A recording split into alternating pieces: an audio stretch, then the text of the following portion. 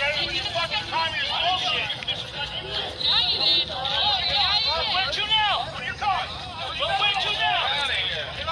Where's your car at? Look, none of these people have cars. They came in and they go around with it. They can't do that shit. We gotta go. We got a kid. We got a birthday party on this side.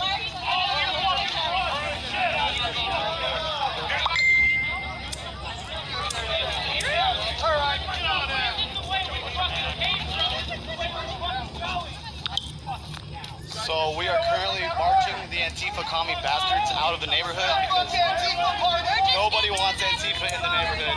Nobody wants them here, so we're marching them out. We will. You guys step away from the fucking houses. We're gonna leave. Hey, guys. Patriots. Come back here. Fucking communist scum. Bye-bye, commie scum. Bye-bye. Go home. Bye-bye. Oh, shit. Here we go.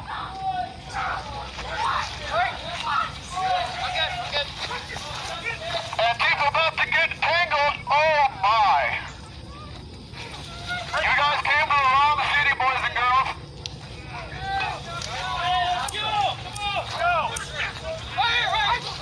Everybody keep your hands off your weapons.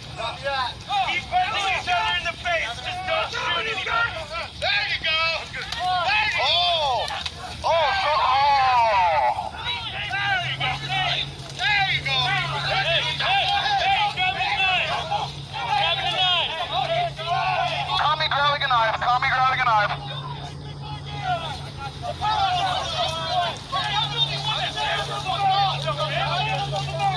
Oh, commies go home. Bye-bye. Bye-bye. What happened to the kids playing big boys?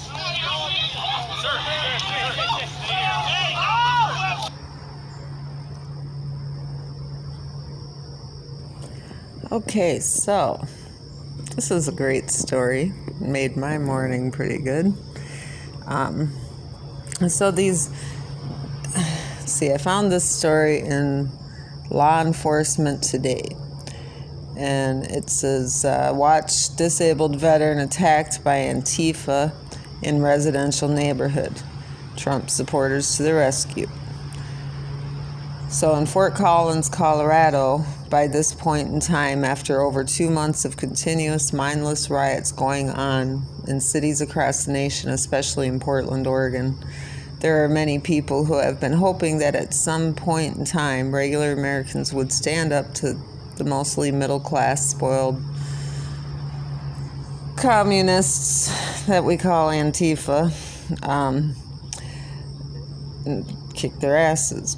That time finally came after a pro-law enforcement rally in Fort Collins when Antifa and BLM showed up.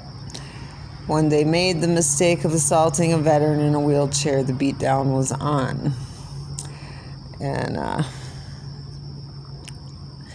okay, well, so anyways, the reporter just goes on to talk about how things went down. And basically what was happening was there was a law enforcement rally going on and a BLM protest going on. And I think they were planning to show up at the mayor's house or the governor or somebody to protest the Black Lives Matter stuff. And then the Patriots were having their prayer rally or march or whatever. And then this neighborhood was in the suburbs where there was a birthday party going on and then these marches and stuff. And it started out fairly peaceful. The BLM people and the Patriots were kind of having, peaceful conversations about their issues. And then the Antifa people come in and start, I think they threw like a frozen bottle or something at the mayor's house or the police or somebody. And then they shoved some veteran on his wheelchair and just started bullying people and doing what they do. So that naturally triggered a fight. And so all the Patriots, they see gun people, they don't, they're taught to use some common sense and to, some restraint. And people want to keep their rights, so that alone makes them want to handle things as carefully and righteously as they can. And so they were all smart about it, and the whole neighborhood, as soon as the attack on the wheelchair guy started, that started everybody physically fighting. So the guys, grown veterans, older men, some young, I'm sure too, that were in the prayer march and stuff, they all came after Antifa and started kicking their butts. And it didn't take but a couple of seconds to have them all down on the ground. And then you could hear the guy on the bullhorn in the background encouraging everybody to keep their guns in their holsters, fight with their fists. And so that's what they did, and they all kept their cool, and everybody kind of, the American patriots, they were all trying to keep a fair balance in the fight, and if one of their own people started getting out of control, they were pulling them off, and they were just doing whatever it took to pin these guys down and get them arrested and out of the neighborhood. And so that's what they did. They kind of beat them down a little bit until they had them all tackled to the ground, and the rest of the ones that they didn't catch ran home. And then the police came in once the citizens had everything under control, or had everybody held down. The police came in and arrested them. I think like 2 of them were charged with violent attacks and illegal weapons, and then another one, I don't know. They were petty misdemeanor type charges, though. But it was a good thing to see, and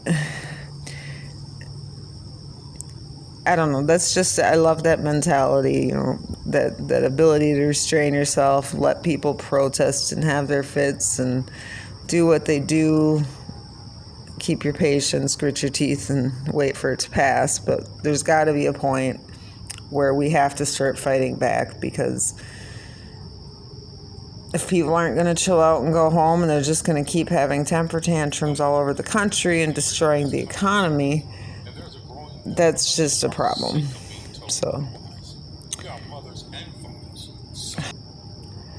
So anyways, I just found that video to be quite amusing. It's all over Twitter, I'm sure. I found it here on this Law Enforcement Today magazine website. And it was pretty short and not too bad, not too violent. They kept their cool, and they just did what it took to get the situation under control and chased the rest of them out of the neighborhood, or escorted them out, and that was the end of it.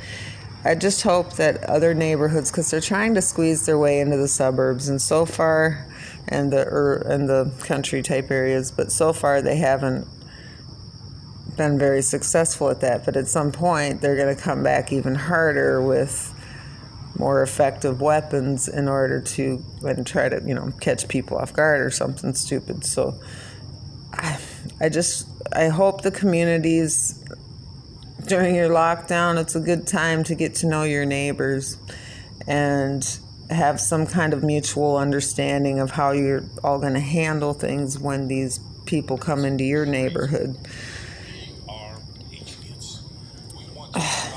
Excuse me. What are you going to do when they come into your neighborhood?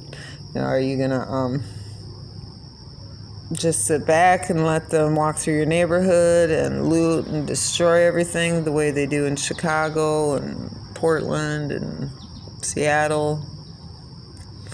Are you going to let them disrespect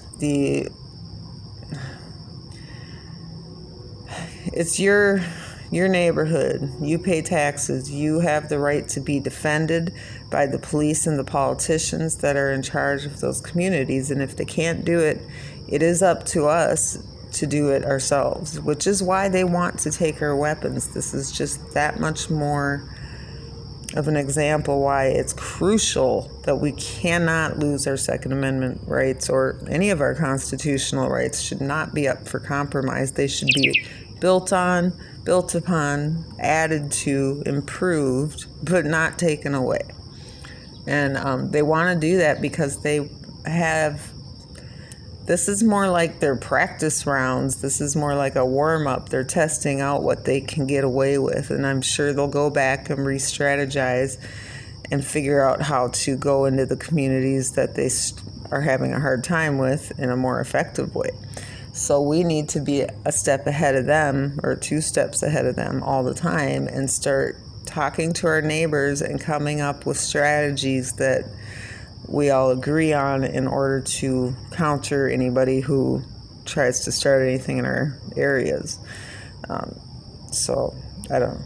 But it was amusing. And then there was that other one too, where they showed up, I think, at a gas station or something in a small town, and everybody in that town just came out and chased them out of town.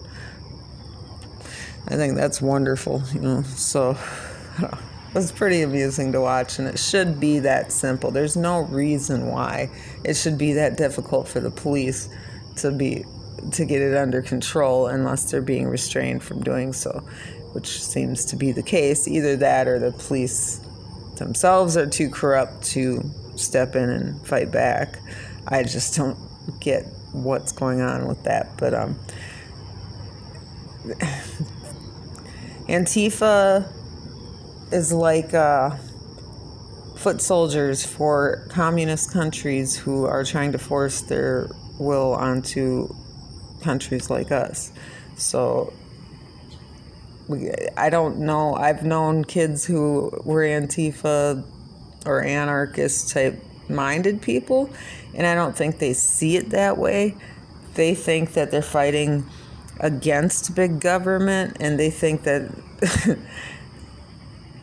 overthrowing our government is going to somehow make it better for them. They don't understand. I'm guessing that they're being used by globalists who want a world government. And with a world government, that means other countries that know nothing about your country or the people that live here are going to be dictating how your country should run. That is big government. We are the only country in this world that has as much control over our government as we should have.